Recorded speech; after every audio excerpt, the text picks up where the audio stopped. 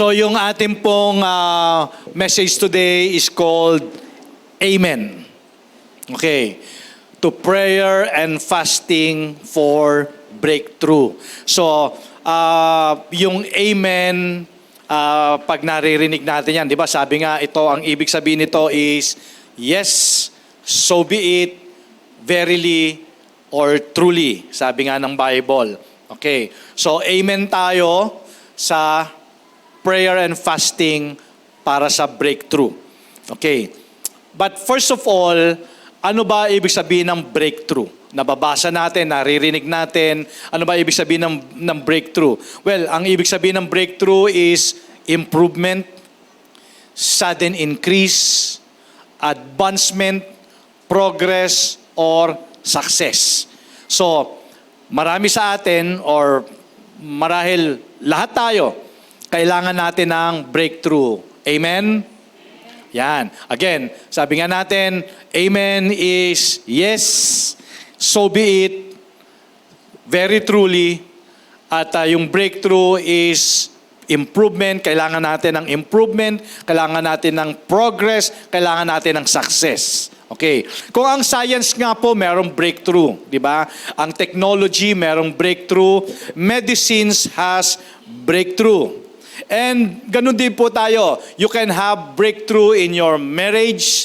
You can have breakthrough in your relationships, in your career, health, finances, business, and ministry. Sa lahat ng areas ng life natin, we are hoping, we are looking doon sa tinatawag na breakthrough. Okay, success, advance, progress. Yun ang ina-expect natin. We are hoping na talagang magkaroon tayo ng breakthrough. At pag-uusapan natin mamaya ano ang kinalaman ng prayer and fasting sa breakthrough na inaasahan natin. Well, of course, the opposite of breakthrough is setback. Okay. If not moving forward, you are either stuck or not making any progress. Ang tawag naman doon, setback. Okay? So, siyempre, ang gusto natin, breakthrough. Sabi ko po sa inyo kanina, ano ba yung ina-expect mong breakthrough? Pwedeng personal or spiritual breakthrough or a new direction. So, again, tanungin ko po kayo, saan mo kailangan ng breakthrough? Saan mo kailangan ng breakthrough? Pwedeng physical breakthrough or kailangan mo ng breakthrough sa iyong marriage, friendship, you want to move forward. Marahil, sabi ko nga po, dahil merong area ng life natin na stuck tayo, may mga setbacks. So, marahil ito pong message na to ay ma-inspire tayo, ma-encourage tayo, at kailangan natin talaga ng breakthrough. Maaaring yung mga kabataan, kailangan natin ng breakthrough sa school. Yung mga workers, kailangan natin ng breakthrough. Sa ministry, kailangan natin ng breakthrough. Or you may need a new idea. Sa business mo, kailangan mo ng breakthrough. Kailangan mo ng breakthrough sa mga anak mo. Diba? Or you want breakthrough with God. So, church, ito pong ating prayer and fasting na pinrepare. Gagawin po natin yan for the next 5 days of seeking God a breakthrough. Pakisabi nga po, breakthrough. Yan. Alam niyo po, being a Christian for many years, I've learned and believe that breakthrough only happens when you seek them and do certain things. Meron kang gagawin kung gusto mo ng breakthrough. It doesn't come automatically. Okay, so kaya nga po, starting tomorrow, in the next 5 days, magkakaroon po tayo ng prayer and fasting. Okay, in Book of Psalms, chapter 77, verse 2, ito po sabi ni King David, when I was in distress, okay, in other words, when he was in pain, in trouble, I seek the Lord every night, I stretch out my hands in prayer to Him. So, dito po sa prayer and fasting, tuturuan po natin ang bawat isa to seek breakthrough for the next 5 days. How to seek the Lord and how to stretch out our hands to God in prayer. So, again, church, starting tomorrow, Monday, for 5 days, ang emphasis natin is seeking God.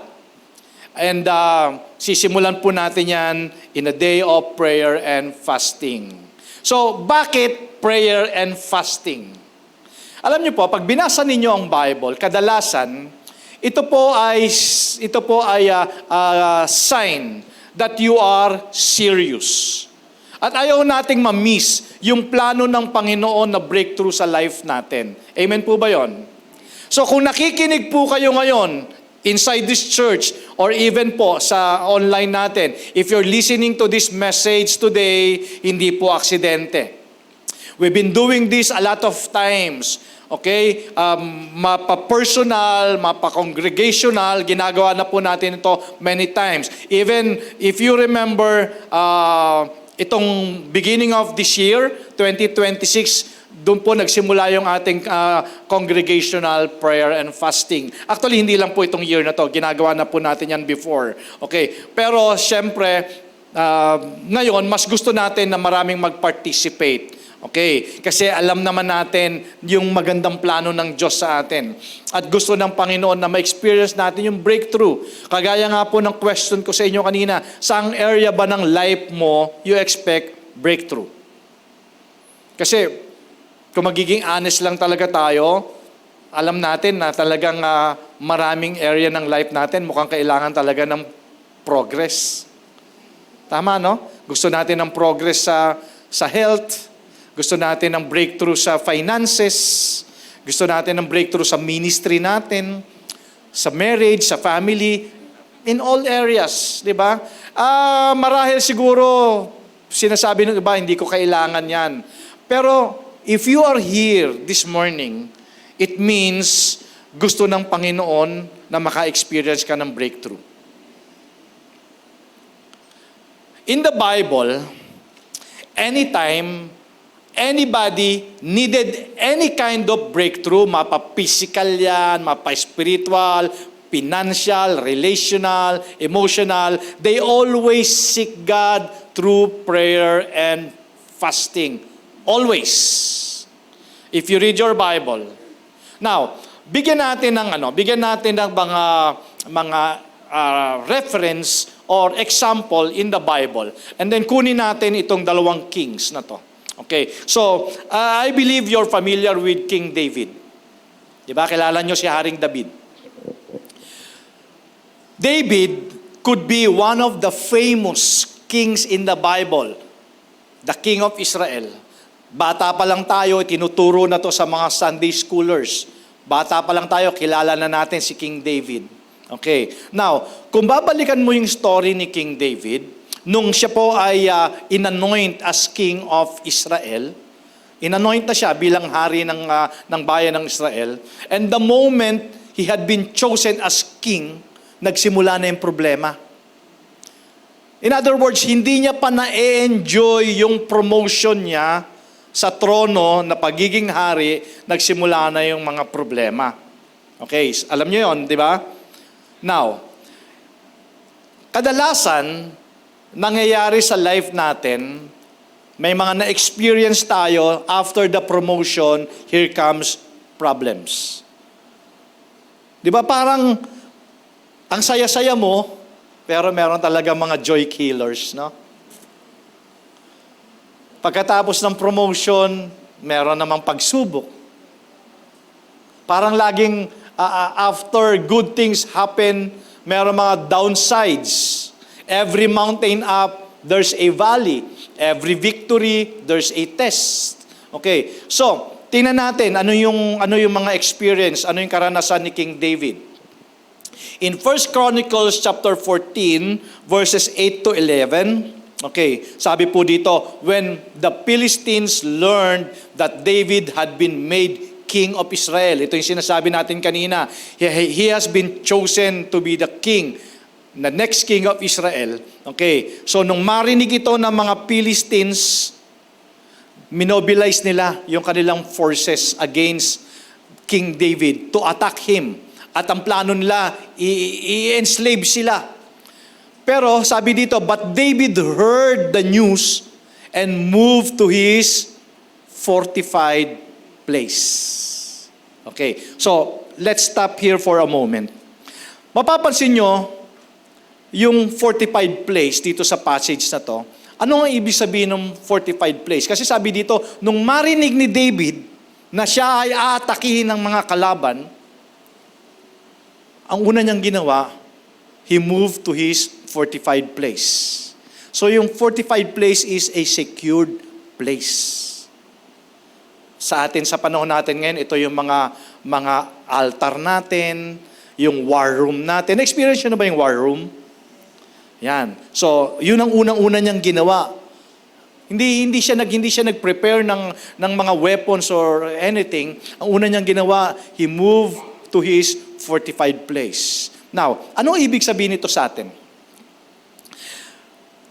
Marahil sometimes sa life mo, nakakaranas ka ng some kind of forces mobilizing against you. Di ba? And you are under attack and somebody is trying to destroy you. Yun yung narinig ni David. Kapopromote niya palang bilang hari, nung nalaman ng mga Pilistino na siya ang bagong inanoint na hari, pinlano na kagad na atakihin siya.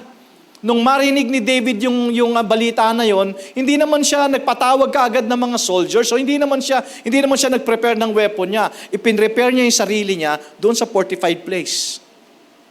Nagets niyo po yung story? So, yung mga Philistines dito, they mobilize and plan to attack David.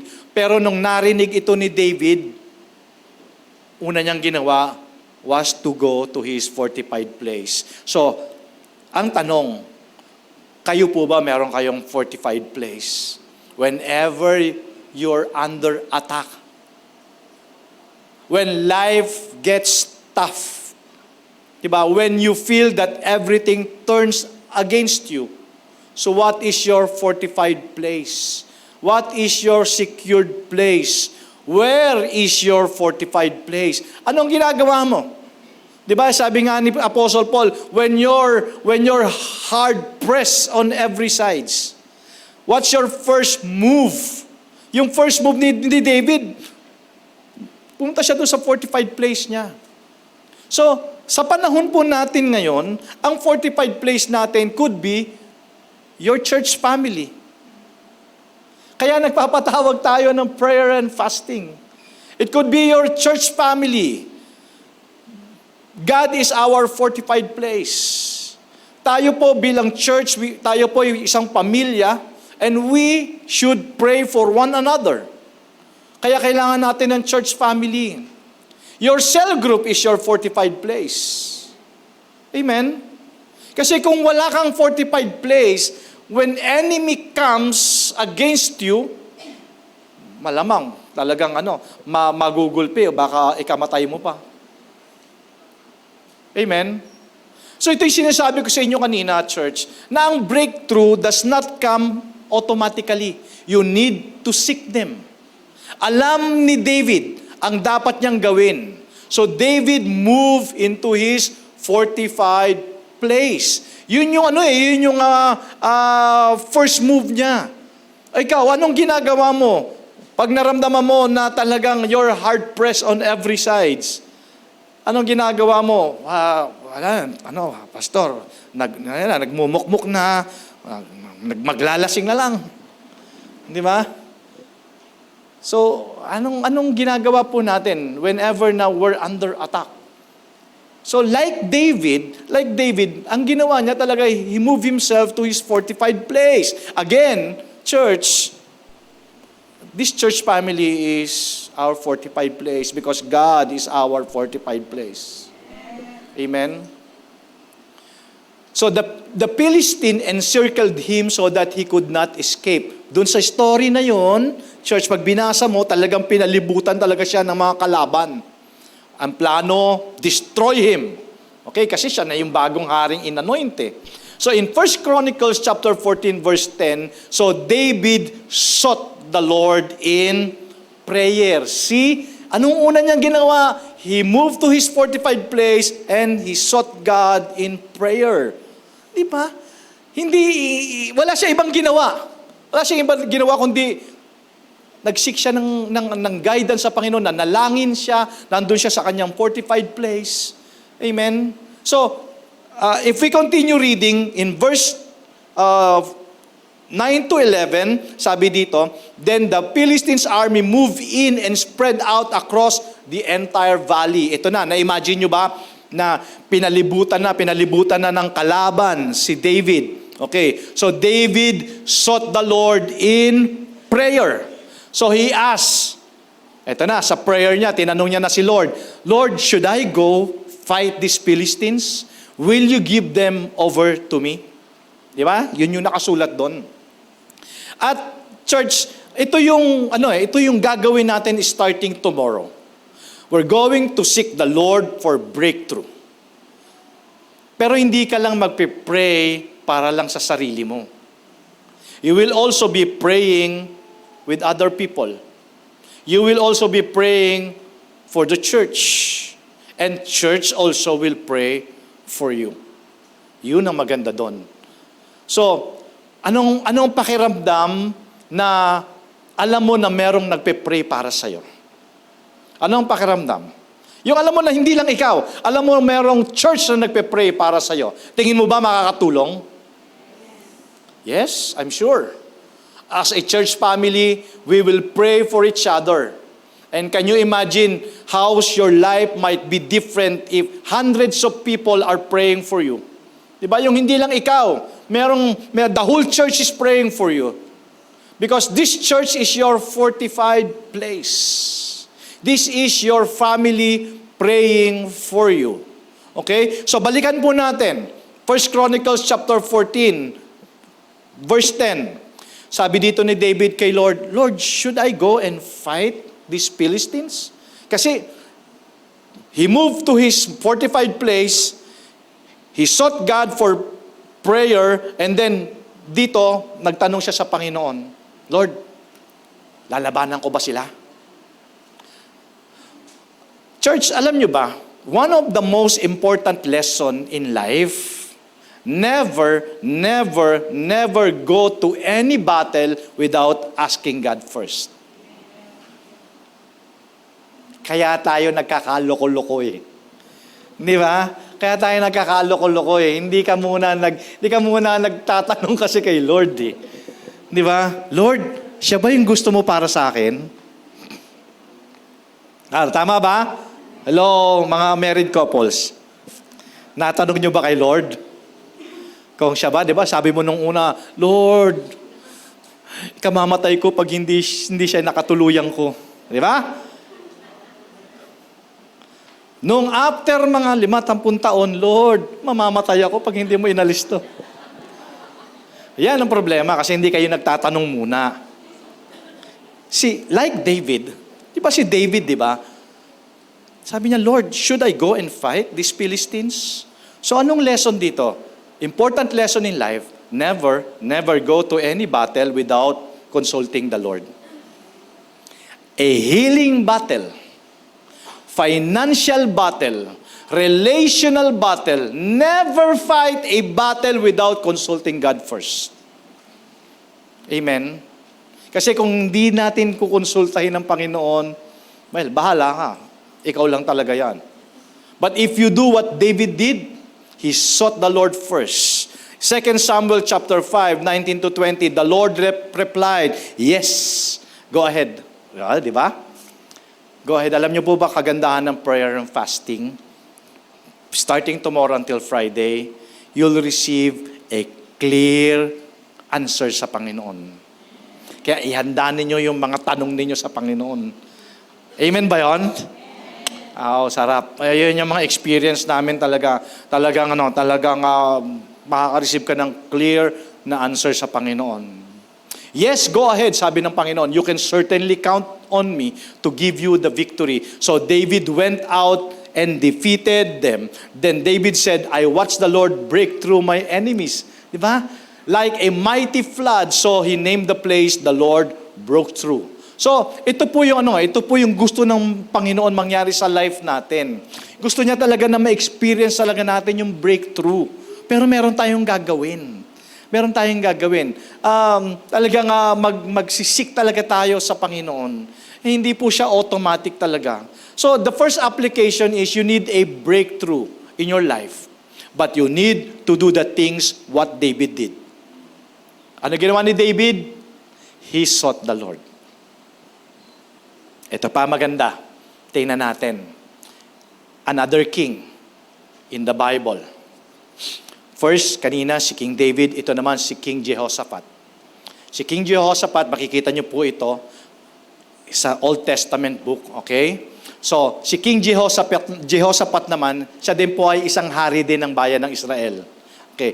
Itong si King Jehoshaphat naman, overwhelming yung opposition. Ganun din, kagaya din ni Haring David. Okay. Kanina, sabi natin, si King David, di ba, in-encircle na siya ng mga Pilistino. At ang plano nila, i-destroy talaga si King David. Si King Jehoshaphat, ganun din. Pero sabi natin kanina, bakit kaya ganun, no? After promotion, meron mga joy killers. Kay King Jehoshaphat, ganun din, katatapos lang ng revival ng nation, ng Israel. Parang everything was going great in his nation. Di ba may mga ganun sa life natin? Parang paggising mo sa umaga, wow, parang ang gaan-gaan ng buhay. Parang ang ayos-ayos, tapos mamaya talagang may joy killer. Sira yung washing machine, di ba? Ayaw mag-start ng sasakyan, ano pa ba? Di ba? So, ganun talaga eh. So, katatapos lang ng revival nitong ng bayan ng Israel. And all of a sudden, dito sa babasahin natin mamaya, sabi dito, 3 nations nagkampi-kampi against King Jehoshaphat. So, mapapansin mo, dito, outnumber si King Jehoshaphat. Biro mo, 3 versus 1. And maybe, sa life natin, nakaka-experience din tayo ng ganun.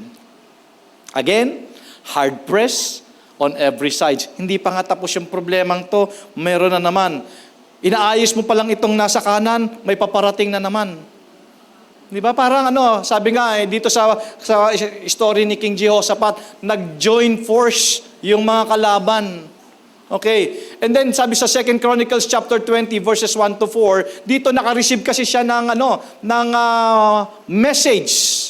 Okay, that there's a great army is coming against you. Sabi in verse chapter 20 verses 1 to 4, after all the good things happened in chapter 19, 3 enemies joined forces against Judah.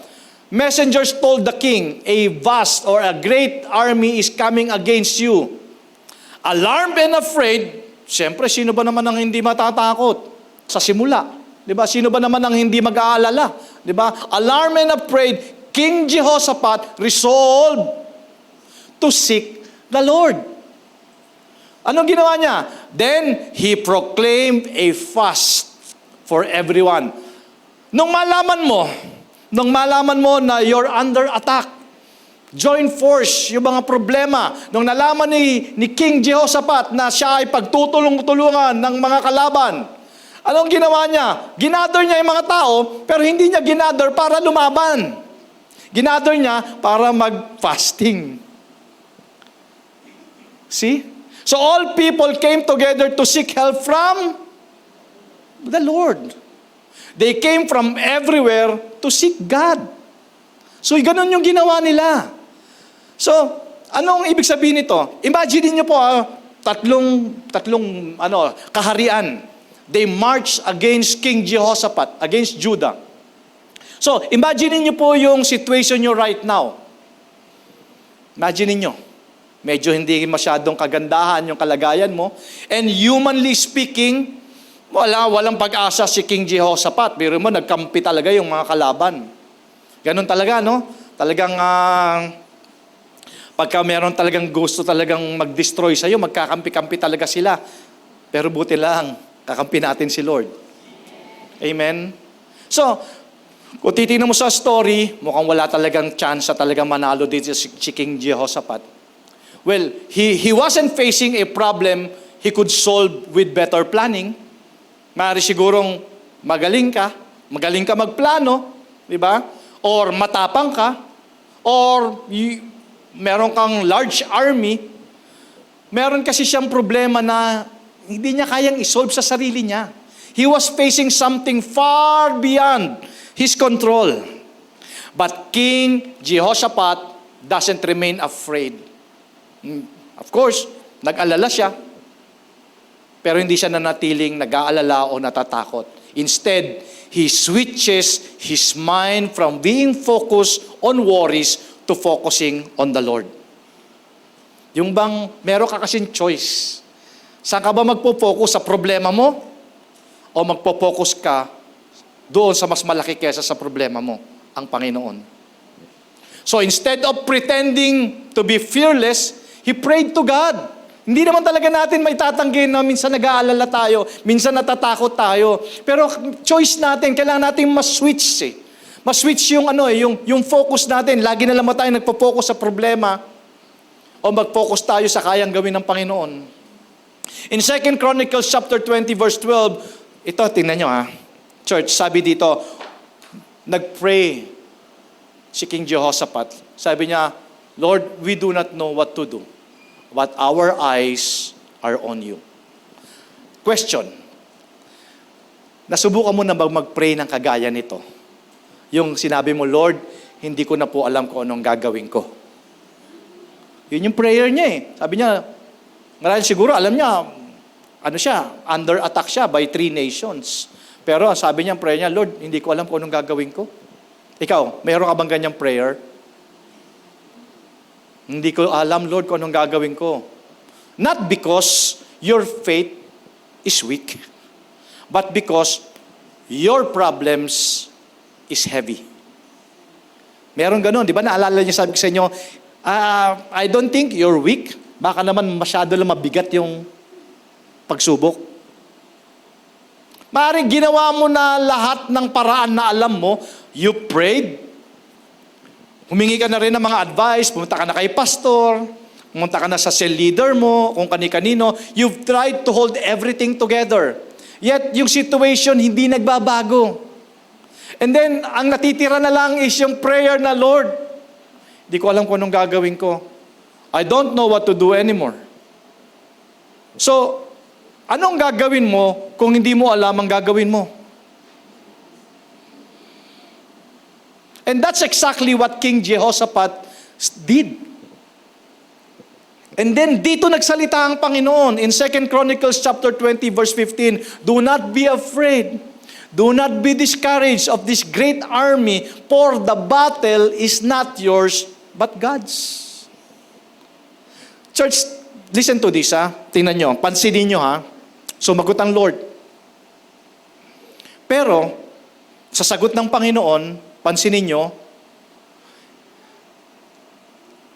dahil si King Jehoshaphat, yung kanyang bayan ay under attack, nagtulong-tulong yung tatlong kaharian, hindi naman ginawa ng Diyos na binigyan siya ng much bigger army. Hindi, di ba?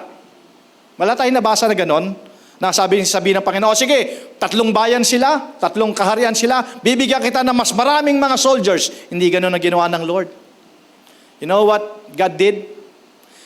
He gave him a bigger view, not a bigger army, but a bigger view of who was fighting for him. Anong sabi ng Lord? Battle is not yours, but God's. Hindi siya binigyan ng bigger army, but bigger view of who was fighting for him. Dapat alam mo yon. Alam mo kung sino ang lumalaban para sa'yo. Amen? So the next morning, ano ginawa ni King Jehoshaphat? Ginawa niya with no military sense. Hindi naman niya, atakihin daw tayo. Sabi ganun, di ba? Tatlong kaharian, malapit na sila. Nagpatawag siya. So nanggaling sa iba't ibang lugar, hindi niya sinabing, ihanda ninyo ang mga weapons ninyo. Hindi. Nag-proclaim siya ng fast. Di ba? And then, ito maganda. In 2 Chronicles chapter 20, 22 to 24, he placed singers at the front of the army instead of soldiers. Di ba? Pinatawag niya yung music team. So now, you can understand that worship create miracles. Pinatawag niya yung mga army niya instead of soldiers. As they praise and worship the Lord, God caused the enemy armies turn against one another until not one was left. Sabi dito sa passage 2 Chronicles 20, 22 to 24, and when they began to sing and praise. Kaya alam niyo po, hindi talaga sayang yung pag-worship natin sa Panginoon. Habang nagwo-worship sila, God was fighting for them. The Lord set an ambush against the men of Ammon, Moab, and Mount Seir, who had come against Judah, so that they were routed. For the men of Ammon and Moab rose against the inhabitants of Mount Seir, devoting them to destruction. And when they had made an end of inhabitants of Seir, they all helped to destroy one another. Church, ano nangyari? Sila mismo nagpatayan. Ang ginawa lang ni King Jehoshaphat at ang kanyang mga army, nag-worship lang. Nag-fast, nag-pray, nag-worship. King Jehoshaphat didn't win because they were stronger. They won because God fought for them.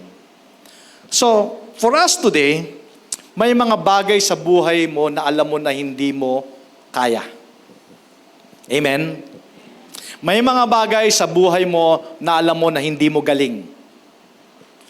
Mas lalong may mga bagay sa buhay mo na alam mong hindi mo galawan at hindi mo lakas.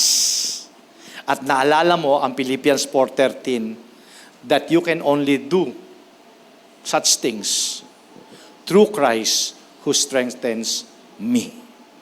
Hindi mo lakas. Yan ay lakas ni Lord. Amen. Hindi po nagtagumpay si King Jehoshaphat because mas malakas sila. Nanalo sila, nagtagumpay sila kasi mas malakas si Lord. Amen. Yun yung sinasabi natin. Hallelujah.